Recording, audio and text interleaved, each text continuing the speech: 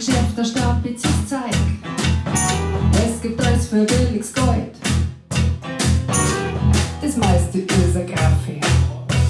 Wo sind die Leute herholt? Man nimmt grad das aber mal her.